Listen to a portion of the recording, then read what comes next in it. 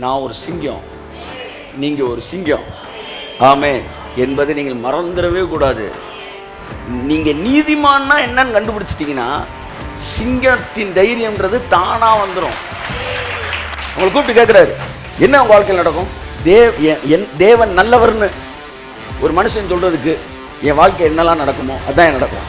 ஐயா தட்டுங்க சார் ஒரு தடவை.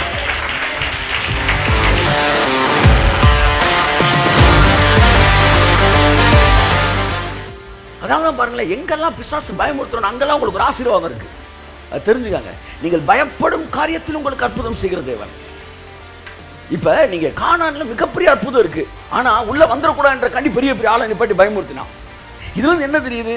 எங்கெல்லாம் உங்களை ஜனங்கள் போகக்கூடாதுன்னு சொல்லி பயமுறுத்துறாங்களோ, எந்த செய்தியெல்லாம் கேட்கக்கூடாதுன்னு சொல்லி பயமுறுத்துறாங்களோ, அந்த செய்திக்குள்ளெல்லாம் உங்க வாழ்க்கையை மாற்றக்கூடிய ஆசீர்வாதங்களும் அற்புதங்களும் வல்லமைகளும் ஒளிந்திருக்கிறது என்பதை நீங்கள் இரவு வேளையில கண்டுபிடித்துக் கொள்ள வேண்டும்.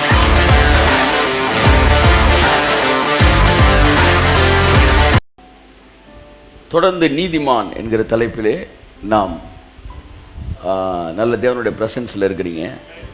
ஏன்னா முள்ளுகளுக்குள்ளே நீங்கள் விதையாதிருங்கள் அப்படின்னு பைபிள் சொல்லுது. முள்ளுக்குள்ளே விதைக்கக்கூடாது, நல்ல நிலத்துல தான் விதைக்கணும். நான் நம்புகிறேன் இப்போ நீங்கள் நல்ல நிலமாக இருக்கிறீங்க. ஸோ தேவனுடைய அமர்ந்த மெல்லிய சப்தம் அது வந்து ரிலாக்ஸ்ட் மைண்டு தான் வந்து என்ன செய்யுது, அதை பெற்றுக்கொள்கிறது. தைரியமாக இருங்கள், கர்த்தர் உங்கள் வாழ்க்கையில் பெரிய காரியங்களை செய்வார். திறந்த மனதோடு அமர்ந்திருங்கள். ஆமேன். எந்த நேரம் எவ்வளோ பெரிய அற்புதம், எவ்வளோ பெரிய ஆசீர்வாதம் நமக்கு நடக்கும் சொல்லவே முடியாது. கையை தட்டும்போது அவருக்கு ஆமேன், ஆமேன், ஆமேன், ஆமேன், ஆமேன், ஆமேன். ஆகவே நீதிமானுக்குரிய லீகல் ரைட்ஸ் என்பதை பற்றி தொடர்ந்து நாம் தியானித்து கொண்டு வருகிறோம். அதாவது நீதிமானுக்குரிய அதிகாரப்பூர்வமான உரிமைகள் என்கிற தலைப்பிலே நாம் தொடர்ந்து தியானித்து கொண்டு வருகிறோம். நீதிமானுடைய கேரக்டர்ஸ் அப்படின்னு கூட நம்ம அதை என்ன செய்யலாம், எடுத்துக்கொள்ளலாம். அதில் ஒன்று தான் பார்த்தோம். 28ஆம் அதிகாரம் 1ஆம் வசனம் வாசிங்க. ஒருவனும் தொடராதிருந்தும் துன்மார்க்கர் ஓடி போகிறார்கள். நீதிமானின் சட்டப்பூர்வமான உரிமைகள் இப்படிதான் நான் தொடங்கும்போது நீதிமானுக்குன்னு சட்டப்பூர்வமாக சில உரிமைகள் இருக்கிறது. ஓகே, அந்த உரிமைகளை தான் பார்த்துக்கிட்டு இருக்கோம். நீதிமானுடைய குணங்களை கூட போன வாரம் பார்த்தோம். ஆமேன்னு சொல்லுங்கள். ஸோ இப்போ வந்து நீதிமானுடைய குணங்களில் ஒன்று, அதாவது அவனுடைய கேரக்டரில் ஒன்று, ஒருவனும் தொடராதிருந்தும் துன்மார்க்கர் என்ன செய்வாங்களாம், ஓடி போவார்கள். அடுத்து நீதிமான்களோ சிங்கத்தை போல தைரியமாய் இருக்கிறார்கள். தைரியமாய் சொல்லுங்களேன், இருக்கிறார்கள் அப்படின்னா இப்போ எப்படி சொல்கிறது, அவன் எப்போவுமே பொய் சொல்லிருந்தாயா, அவன் எப்போவுமே மாற்றி பேசுகிறவந்தாயா அப்படின்னா அதுதான் அவன் கேரக்டர். அந்த மாதிரி கர்த்தர் நம்மளை சொல்கிறாரு, நீதிமான் அவன் எப்போவுமே தைரியமாக தான் இருப்பான். அப்படி வராது. நல்லா பாருங்கள், இது வந்து கேரக்டர். இது வந்து ஆர்டிஃபிஷியலாக கொண்டு வர்றது கிடையாது. இது வந்து இயல்பாகவே நீதிமான் தைரியமாகவே இருப்பார்கள். ஆமை, நீதிமான்கள் சிங்கத்தை போல தைரியமாக இருப்பார்கள். சிங்கம் அப்படின்றத சொல்றாரு அவர். வாசிங்க திரும்ப. நீதிமான்களோ சிங்கத்தை போல தைரியமாய் இருக்கிறார்கள். நீங்க சிங்கத்தை மாதிரி தைரியம் அப்படின்னா நீங்க நேராக போய் யூடியூப்ல சிங்கம்னு அடிங்க.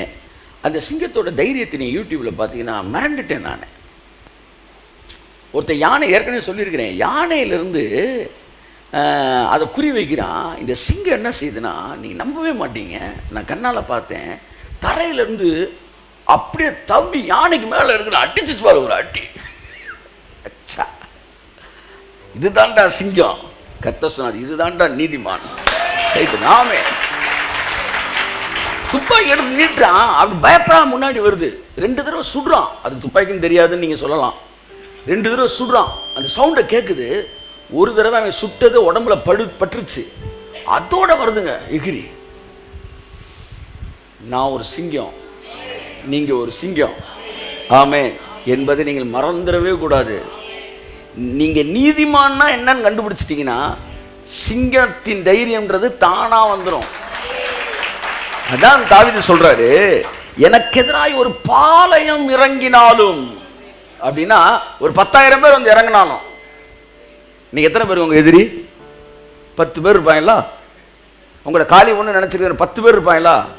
தாவீது சொல்றான், எனக்கு எதிராய் ஒரு பாளையம் இறங்கினாலும், என்மேல் ஒரு யுத்தம் வந்தாலும் என் இருதயம் பயப்படாது. கை தட்டுங்க.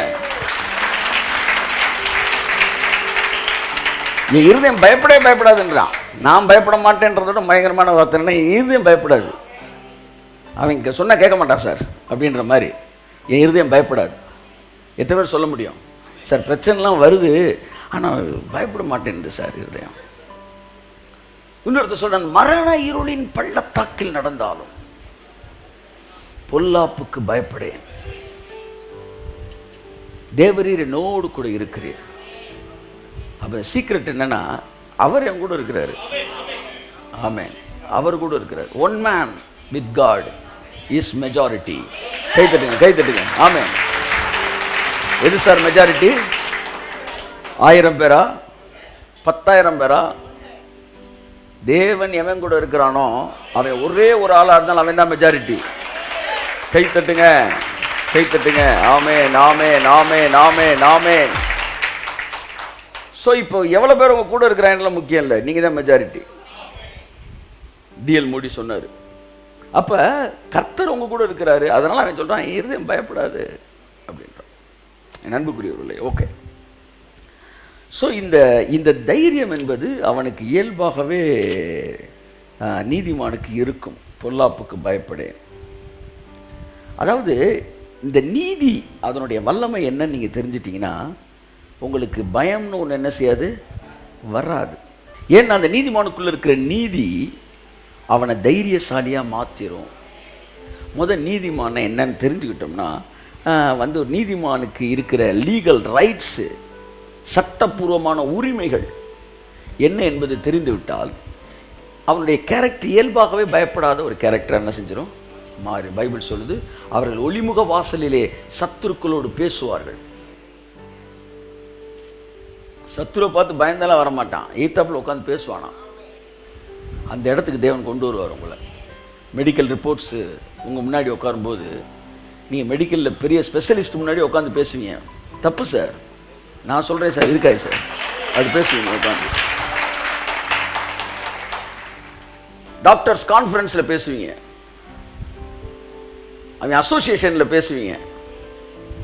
மிகப்பெரிய சீஃப் டாக்டராக இருப்பார், அவர் முன்னாடி உட்காந்து சொல்லுவீங்க, இல்லை சார் ஒன்றும் இருக்காது, நீங்கள் இன்னொன்று எடுத்து பாருங்கன்னுவீங்க. இந்த தைரியம்,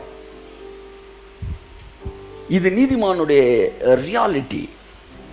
அவன் தைரியமாக தான் இருப்பான். நான் சொல்கிறேன், இந்த உலகம் எதிர்மறையான செய்திகளால் நிறைந்திருக்கிறது. தினமும் உங்களுக்கு 2 எதிர்மறையான செய்தியை கொடுக்கறதுக்கு பிசாசு அலாட் பண்ணி வச்சுக்கிற ஆட்களை.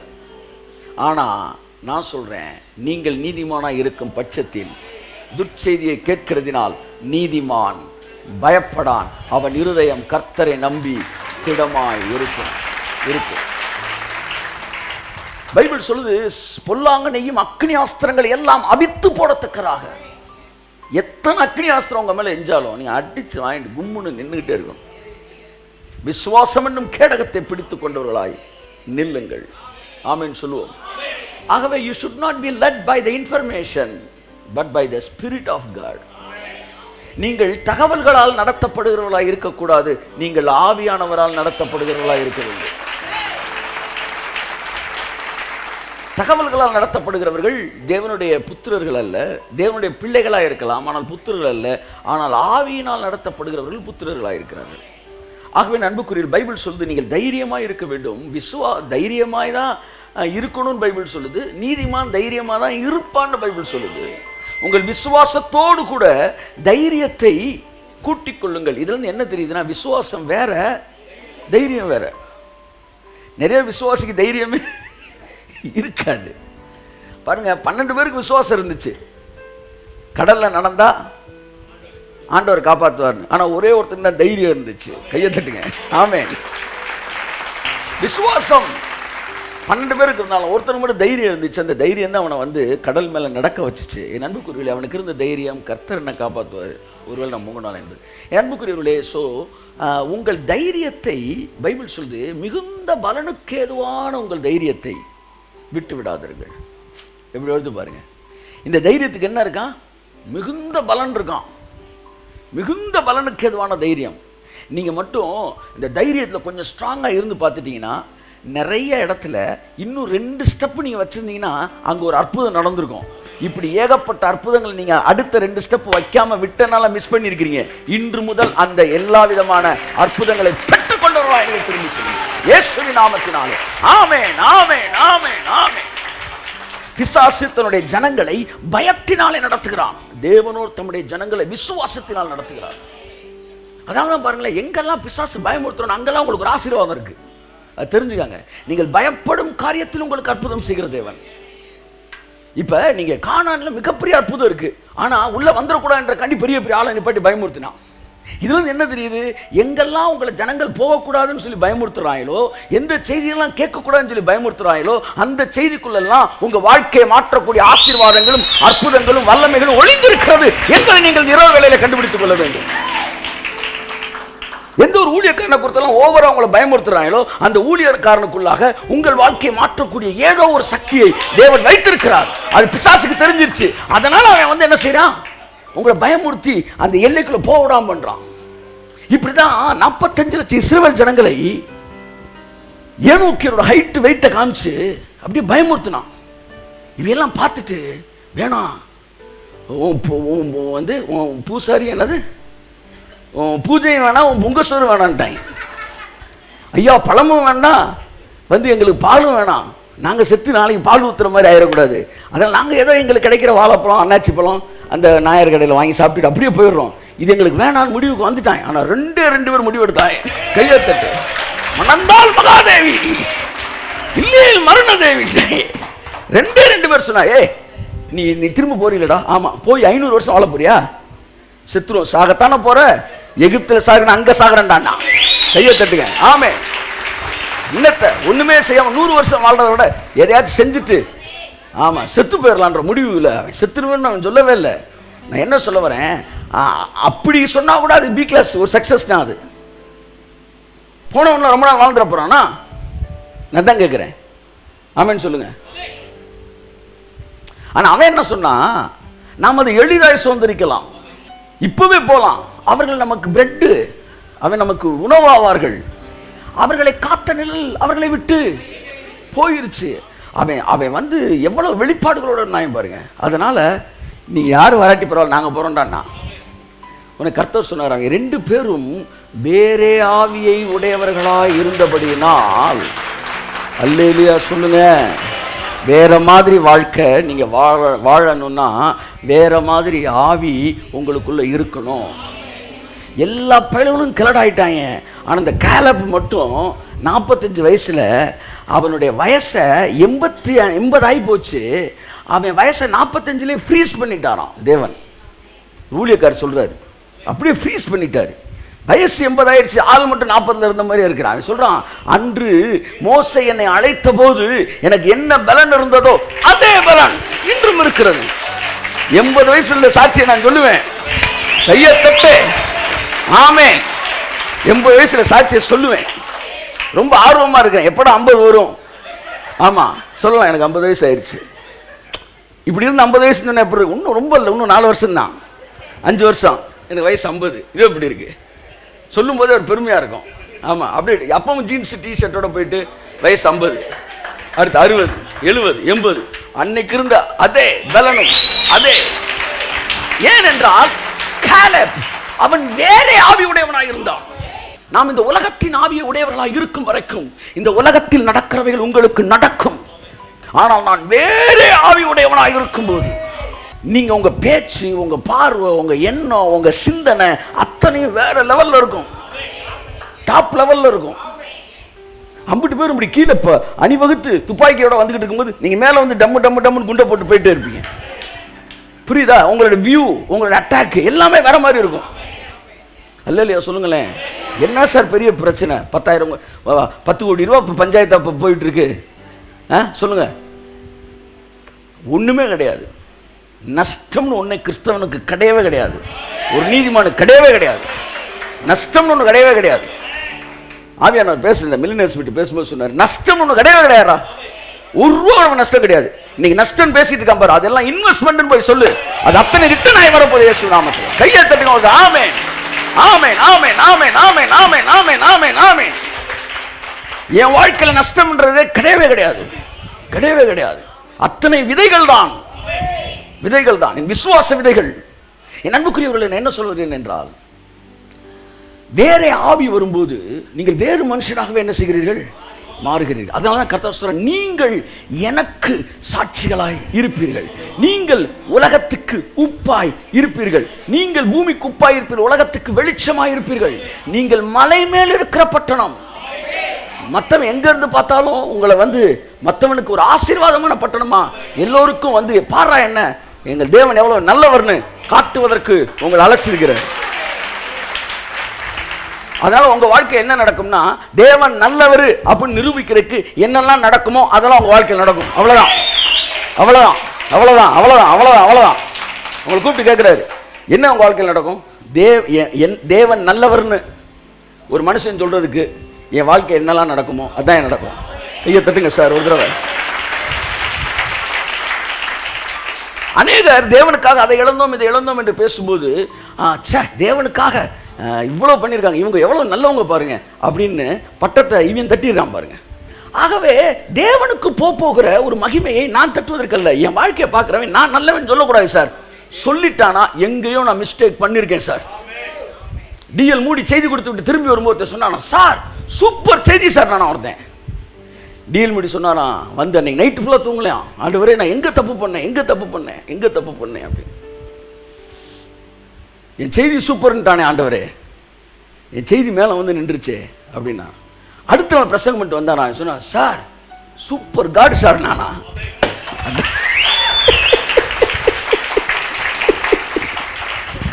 எவ்வளவு அருமையான செய்தி என்று சொன்னவன் அடுத்த நாள் சொன்னானா, எவ்வளவு அருமையான தேவன் தானா. அங்கேதான் உங்கள் செய்தி வெற்றி பெறுகிறது. உங்கள் செய்தியை கேட்கிறவர்கள் சிறப்பான செய்தி என்று சொல்லும் வரைக்கும் நீங்கள் தோல்வியில் இருக்கிறீர்கள். சிறப்பான தேவன் அவர் என்பதை உங்கள் செய்தி காட்டும் என்றால், உங்கள் வாழ்க்கை காட்டும் என்றால், நான் சொல்லுகிறேன் நீங்கள் சரியான பாதையில் இருக்கிறீர்கள். உங்கள் செய்தியை கேட்கிறவர்கள் தேவன் எவ்வளவு நல்லவர் பாருங்க அப்படின்னு சொல்லணும். நீங்க டம்மியாவே இருந்துட்டு போங்க, அவர் ரம்மியா இருக்கட்டும். எதுக்கு நீங்க உங்களை ரம்மியா காட்டுறீங்க? உங்களை பாவியின் மக்கள் சொல்லிட்டு போட்டோம். ஆனால் பாவியை நேசிக்கிற தேவன் ஒருவர் இருக்கிறார். அவர் எவ்வளவு நல்லவன் ஜனங்கள் சொன்னா என்ன பாவினே சொல்லிட்டு போட்டு, எனக்கு அதை பத்தி பிரச்சனையே கிடையாது. நான் நல்லவன் என்று பேர் வாங்குறதுக்கு என்னோட முயற்சியே கிடையாது. என்ன முயற்சி எல்லாம் என்னையே தேவன் ஆசீர்வதிக்கிறார்னா ஒன்னு ஆசீர்வதிக்க மாட்டாரா? அந்த இடத்துக்கு கொண்டு வந்துருங்க அவனை, போதும். இதுதான் நான் சிறுகவும் அவர் பெருகவும். ஆகவே நண்புக்குரியவர்களே, இந்த வேற ஆவியுடையவனாய் காலை பிறந்தான். கர்த்தருடைய ஆவியானவர் உங்களுக்குள்ளே தேவனுடைய வார்த்தையை கேட்கிற இந்த நேரத்தில் அந்த வேற ஆவியை உள்ளுக்குள்ளே இருக்கிற அதை வெளிப்படுத்துவாராக, அதை இன்னும் எஸ்டாப்ளிஷ் பண்ணுவாராக, கன்ஸ்ட்ரக்டிவ் அதை மாற்றுவாராக. கர்த்தர் உங்களை ஆசீர்வதிப்பாராக. என் அன்புக்குரியவர்களே, ஆகவே நம்முடைய தைரியத்தை பெருக்கிக் கொள்ளுங்கள். பைபிள் அப்படிதான் சொல்லுது. ஆமீன் சொல்லுவோம். ஒரே வசனத்தை மட்டும் நான் வாசிக்க விரும்புகிறேன். மிகுந்த பலனுக்கு ஏதுவான உங்கள் தைரியத்தை விட்டு விடாதிருங்கள். எபிரேயர் 10:35. ஆகையால் மிகுந்த பலனுக்கு ஏதுவான உங்கள் தைரியத்தை விட்டு விடாதிருங்கள். இங்க பாருங்களேன், நீங்க நீதிமான், நீங்க தைரியமா இருக்கும்போது அதுக்கு பலன் எவ்வளவு இருக்கான்? மிகுந்த பலன் இருக்கான், மிகுந்த பலன் இருக்கான். அந்த தைரியத்தை விடவே கூடாது, விடவே கூடாது. ஏன்னா அந்த தைரியம் தான் உங்களுக்கு நிறைய ஆசீர்வாதத்தை கொண்டு வர போகிறது. ஆமென் சொல்லுங்க. ஸோ இந்த தைரியம், இந்த உலகம் எதிர்மறையான ஒரு சூழ்நிலையில் இருக்கும்போது, எதிர்மறையான காரியங்களை உங்களுக்கு கொண்டு வரும்போது, நீங்கள் உள்ளே கன்ஸ்ட்ரக்டிவா தேவனாலே உறுதிப்படுத்தப்பட்டவர்களால் நீதிமான் என்பதை புரிந்து கொண்டவர்களாக இருப்பீர்கள் என்றால், நான் சொல்லுகிறேன், நீங்கள் சிங்கத்தை போல தைரியமாய் இருப்பீர்கள். இந்த உலகத்தின் செய்தியில் உங்களை என்ன செய்யாது, உங்களை டிஸ்டர்ப் பண்ணாது. ஆமென் சொல்லுங்க. நான் சில நாள் நல்லா இருக்கேன் சார், சில நாள் நான் டல்லாக இருக்கேன் சார் அப்படின்னா, நீங்கள் தகவல்களால் நடத்தப்படுகிறீர்கள். ஆனால் நீங்கள் தேவனால் நடத்தப்படுவீர்கள் என்றால், நான் சொல்கிறேன், நீங்கள் எல்லா நாளுமே நன்மையும் கிருபையும் உங்களை தொடரக்கூடியவர்களாகவே என்ன செய்வீர்கள், இருப்பீர்கள்.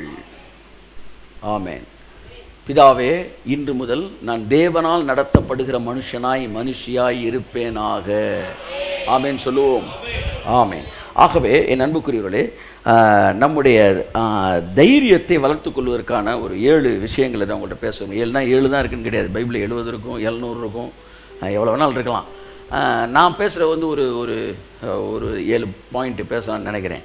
என்னென்னா வந்து பிரேவ் மேன், இந்த பூமியில் பிரேவ் ஹார்ட். அப்படி ஒரு ஹாலிவுட் படம் இருக்குல்ல, பிரேவ் ஹார்ட். ஆமாம், யார் நடித்தது? இல்லை பிரேவ் ஹார்ட். எல்லாம் சொல்லுங்கள், பிரேவ் ஹார்ட். சிங்கத்தின் இருதயமுடையவர்களாக இருக்கத்தக்கதை கர்த்தர் உதவி செய்வாராக. ஸோ பைபிளில் தைரியமாக இருந்தவனெல்லாம் ஏதோ சில விஷயங்களை புரிந்து கொண்டவர்களாக இருந்தார்கள்.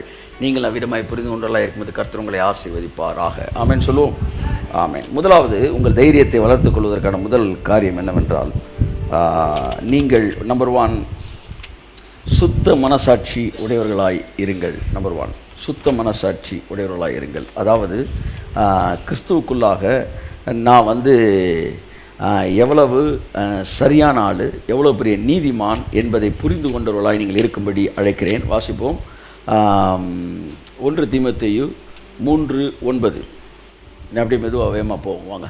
விசுவாசத்தின் ரகசியத்தை சுத்த மனசாட்சியிலே காத்து கொள்கிறவர்களாயும் இருக்க வேண்டும். பைபிள் சொல்லுது, இட் இஸ் எ சீக்ரெட்.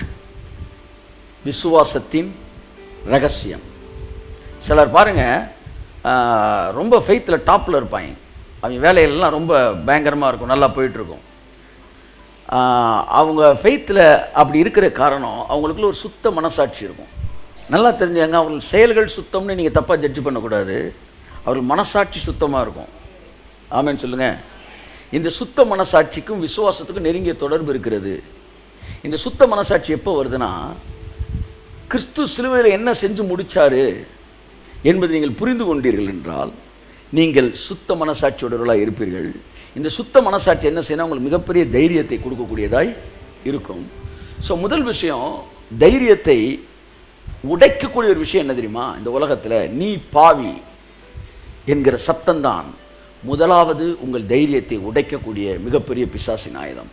ஆனால் எப்போ நீங்கள் நாம் பாவி இல்லை என்கிற இடத்துக்கு நீங்கள் வர்றீங்களோ, அப்போ நீங்கள் தைரியம் உள்ளவர்களாய் மாறுகிறீர்கள். ஸோ தைரியமாக இருக்கிறதுக்கு முதல் ரகசியம், நாம் பாவி இல்லை என்பதை நீங்கள் புரிந்து கொண்டவர்களாய் இருக்கும் பட்சத்தில் நான் சொல்லுகிறேன், உங்களுக்கு விரோதமாய் உருவாக்கப்படுகிற பயங்கள் வாய்க்காததாய் போகும். ஆமேன்னு சொல்லுவோம். இப்போ பாவி அப்படின்ன உடனே இன்னைக்கு மறுபடியும் நான் சொல்கிறேன், நீதிமான் என்ற உடனே இன்றைக்கு கிறிஸ்தவ உலகம் முழுவதும் நீதிமான்னா யார் அப்படின்னா, சன்மார்க்க நெறிகளை கொண்டு வந்து இதுதான் நீதிமானுக்கு ஒரு அடையாளம்ன்றாங்க. தயவு செய்து மறுபடியும் தான் நான் சொல்ல வரேன், செயல்களிலே சுத்தமாக இருப்பது சன்மார்க்க நெறி. செயல்களிலே சுத்தமாக இருப்பது சன்மார்க்க நெறி. ஆனால் செயல்களோடு சம்பந்தப்பட்டதல்ல நீதிமான் என்பது. இதை நீங்கள் புரிஞ்சுக்கணும். புரியுதா உங்களுக்கு? சன்மார்க்கம் வேற, துன்மார்க்கம் வேற. சன்மார்க்கத்தை பேசும்போது நீதிமான் பேசவே மாட்டார் தேவன். சன்மார்க்கனையும் துன்மார்க்கனைனாரு. சன்மார்க்கனும் துன்மார்க்கன் இவங்க 2 பேரும் ஆப்போசிட் குரூப்.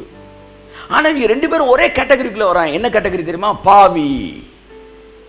பாவிக்குள்ளனா சன்மார்க்கன் துன்மார்க்கன் இருக்கான். அதை நீங்க புரிஞ்சுக்கணும். சன்மார்க்கன், அடுத்து துன்மார்க்கன்.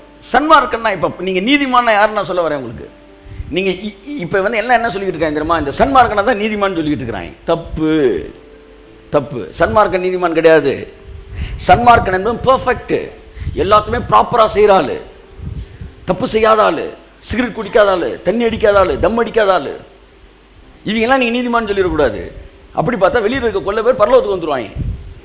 நீதிமான் வேற, சன்மார்க்கன் வேற. இவங்க இதையும் சொல்லுவாங்க, ஆமாம் சார் அப்பெல்லாம் இருந்தால் பரலோகத்துக்கு வர முடியும். அப்போ எப்படி இருந்தால் பரலோகத்துக்கு வர முடியும் அதை சொல்லு.